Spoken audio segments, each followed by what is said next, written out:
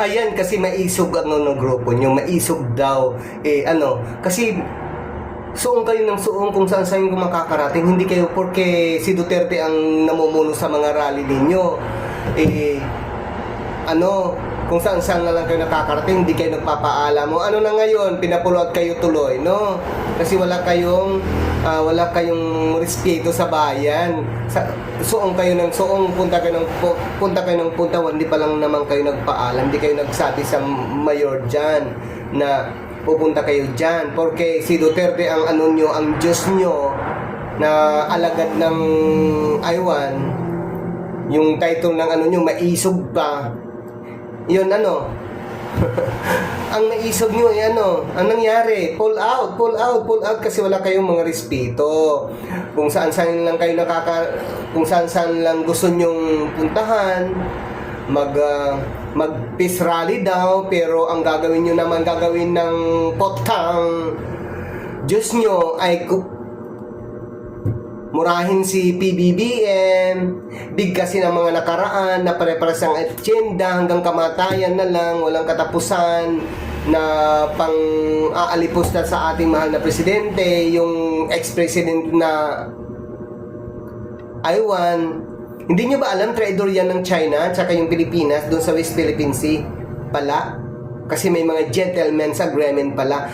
Kayo nabubudol kayo ng sinasanto ninyong doftae.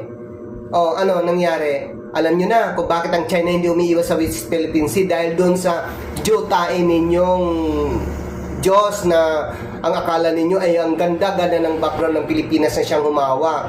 Oo. Ano nangyari? Kasi pinapagalitan na kayo ng Diyos. Kasi pupundo na naman kayo, magdadaldal na naman, may aakit na naman sa entablado, si BBM na naman ang sisisihin nila. Pararally, may kasama pang mga pare, may kasama pang kung ano mga paring hilaw. Wala naman yung paring hilaw na, si Kibuloy, saan na ba nagpunta? O ngayon, sino nga akyat? Yung first honorable, sino? Si Glenn Chong. Ang valedictorian, sino? Si Rodriguez, Vic Rodriguez. Pupunta sa entablado. O kaya si Congressman Alvarez. Anong nun? Ang maisog niyo, na tuloy? Yung plano nyong pag-rally dyan, sige, layas na kayo dyan kasi pinapalayas kayo, wala pala kayong pahintulot wala pala kayong paalam dyan sa may-ari. Pasok lang kayo ng pasok.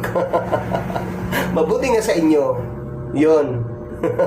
Kung ako sa inyo, doon na lang kayo sa Davao, huwag nyo lang pagurin yung matanda, yung potsang. Kawawa naman, baka may stroke pa yan dahil mainit ngayon dito nga mga batang-bata pa may na-stroke yung pang Diyos nyong dutae. Baka may stroke yan, criminal pa kayo. Yun na nga, kakainis. Buti nga.